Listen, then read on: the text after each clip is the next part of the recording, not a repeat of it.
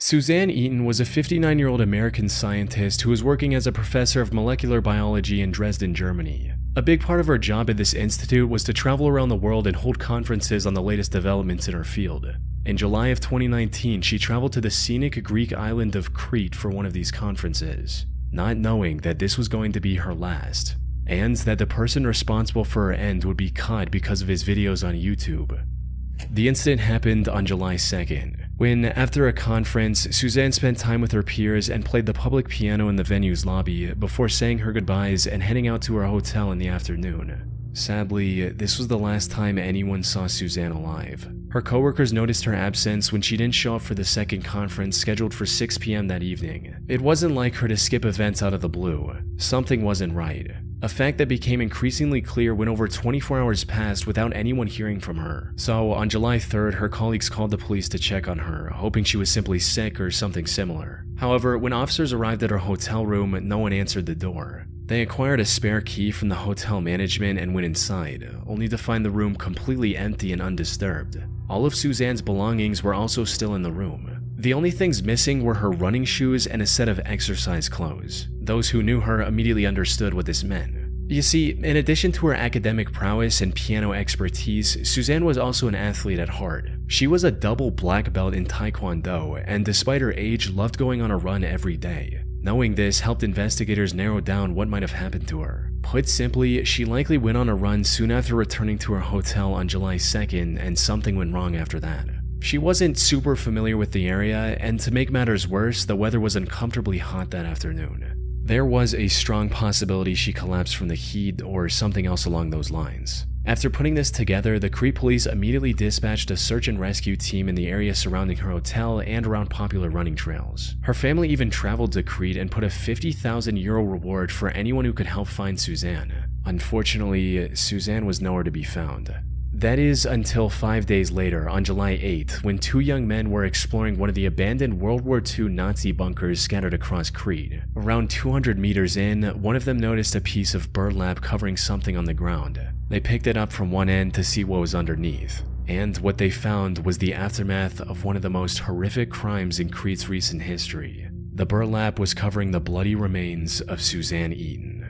A later autopsy report discovered that Suzanne had several broken ribs, multiple fractures throughout her body, a missing ear, and much, much more. Whatever happened to her certainly was not an accident. The investigators began searching for clues, and fortunately it didn't take long for them to make their first major breakthrough: a set of car tire tracks leading up to the entrance of the bunker. Analyzing these tracks allowed investigators to find the car responsible for transporting Suzanne's remains to that bunker. It belonged to 27-year-old Yanis Paraskakis, a local sheep farmer. But when questioned, Yanis feigned ignorance and claimed that him driving through that area on that day was nothing more than a coincidence. He went as far as to say that he didn't even know about the existence of that bunker, a lie that would eventually lead to his arrest. You see, Yanis had a dream to become a successful YouTuber. He started a channel with his own name in 2012 and began posting videos. However, if you go to his channel today, all you'll find are 3 videos of him performing an ancient Chinese martial art and meditation technique called Qigong. That's because a couple days before Suzanne's body was discovered, Yanis deleted every other video on his channel. And once authorities recovered some of these deleted videos, it became clear why.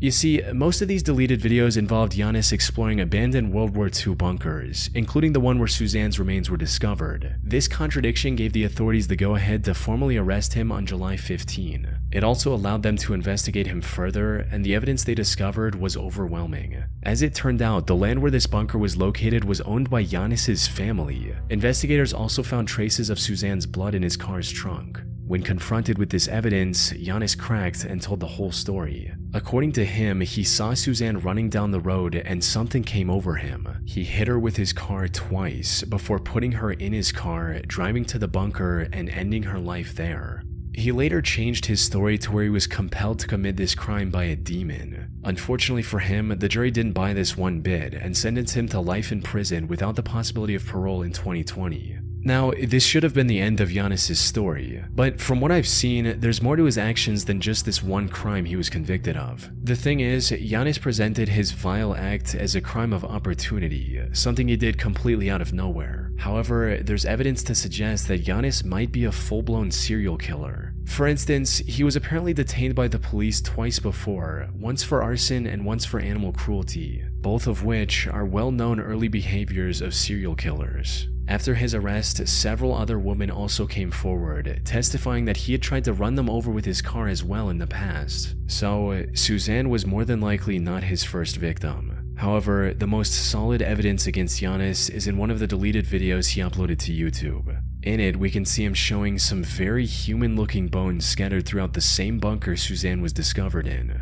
These bones were never discovered by the authorities, suggesting they might have been removed by Yanis to hide evidence. But what makes this truly disturbing is what his friend says at one point in the same video. This roughly translates into, "Is this where you left that old guy?" Insinuating that Yanis had disposed of one of his previous victims in the same bunker before. And if that is the case, one can only wonder how many other people Yanis has killed over the years.